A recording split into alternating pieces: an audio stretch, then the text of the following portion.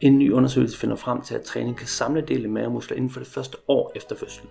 Lad os prøve at dykke ned i det og finde ud af, hvad den her undersøgelse den finder. Hvis du har fulgt mig i mit arbejde, så har du formentlig hørt mig udtale tidligere, at der ikke findes tilstrækkelig med evidens for, at træning kan samle eller mindske afstanden mellem de lige mavemuskler. Når jeg har udtalt det, så betyder det selvfølgelig også, at i lyset af ny overbevisende forskning, så vil det kunne ændre mit synspunkt. Det er en del af det at være evidensbaseret, at man ændrer sin faglige tilgang ud fra, hvad den samlede og nyeste forskning finder. Så har den her nye forskning ændret mit synspunkt?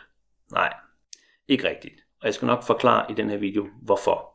Men den her nye forskningsartikel gemmer altså også på noget meget, meget interessant, som formentlig kunne betyde en ny retning for forskning i delene mavemuskler. Den nye undersøgelse er et review og metaanalyse af den eksisterende forskning.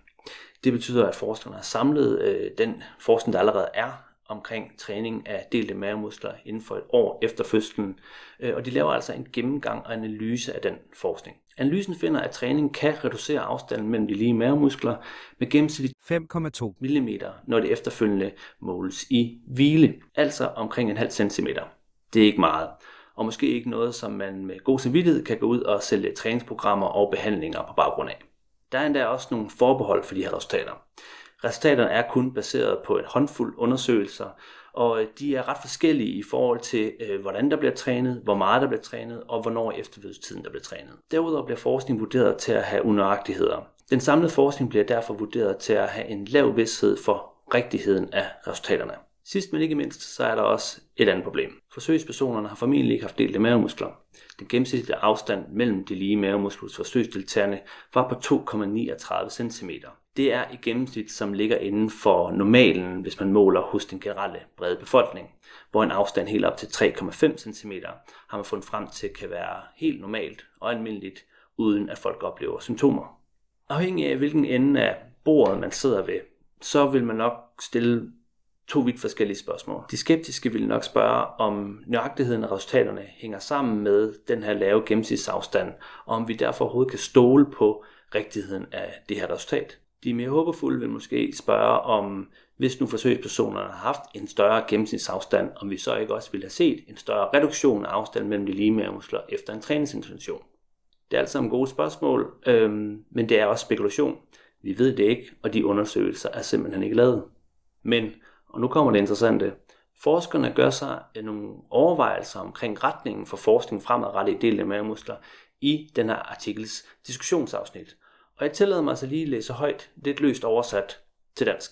Derudover har den seneste evidens foreslået, at en bred afstand mellem de lige mavemuskler formentlig ikke er funktionelt problematisk. Før der er etableret en forbindelse mellem en klinisk betydningsfuld afstand mellem de lige mavemuskler og funktionelle begrænsninger ved delte mavemuskler, kan det være for tidligt at gennemføre randomiserede kontrollerede forsøg, der fokuserer på afstanden som primære resultat. Altså, det de forsøger at sige her, det er, eftersom der ikke er evidens for, at delte mavemuskler fører til funktionsnedsættelse, så er det måske ikke så hensigtsmæssigt, eller der er måske ikke grund til, at man forsker i og interventioner, der kan mindske afstanden mellem de lige mavemuskler. Der kan være ting, der er vigtigere, og derfor fortsætter de. Der er evidens, der tyder på, at personer efter en fødsel, som har delte mavemuskler, er bekymrede for udseendet af deres mave, og at de rapporterer at føle sig svage i deres mavemuskler. Derfor er fremtidig forskning, der undersøger delte mavemuskler og tilstandens indvirkning på opfattet styrke i mavemusklerne, mavesmerter, fysisk funktion og ændring i kropsopfattelse nødvendig. Det kan vise sig at være mere klinisk betydningsfuldt for kvinder, der har født. Hvis du har fulgt med i, hvad jeg har sagt og skrevet om delte mavemuskler i de senere år, så ved du, at det her det er vand på min mølle. Og det er fordi, det er, hvad forskning har peget i retning af. Når jeg sammenholder forskningsresultater som det her, med de oplevelser, jeg har med at have hjulpet mødre efter fødslen, samt med den generelle tilgang og den information, der er omkring delte mavemuskler på efterfødselsområdet, så er det meget tydeligt for mig i hvert fald, at problemerne omkring delte mavemuskler primært ligger uden for kvinden. Misforstå mig ikke. Delte mavemuskler er en reel fysisk forandring, men den er også ret almindelig, endda hos den brede befolkning, og ikke kun hos kvinder, der har født.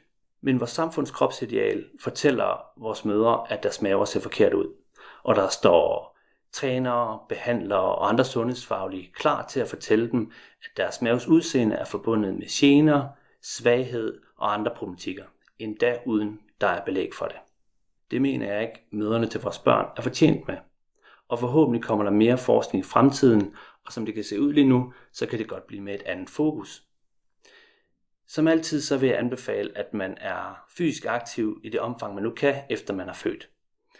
Ikke nødvendigvis for at ændre udseendet af ens mave, men af en eller flere af de mange gode grunde til at være fysisk aktiv, nemlig som at det højner ens sundhed, det højner ens funktionsniveau og ens mentale velvære. Hvis du ønsker at træne for at ændre udseendet af din mave, så er det selvfølgelig helt op til dig. Det er dit eget valg. Du skal blot være klar over, at der i øjeblikket er begrænset evidens for, at træning kan mindske afstanden mellem de lige mavemuskler efter en fødsel.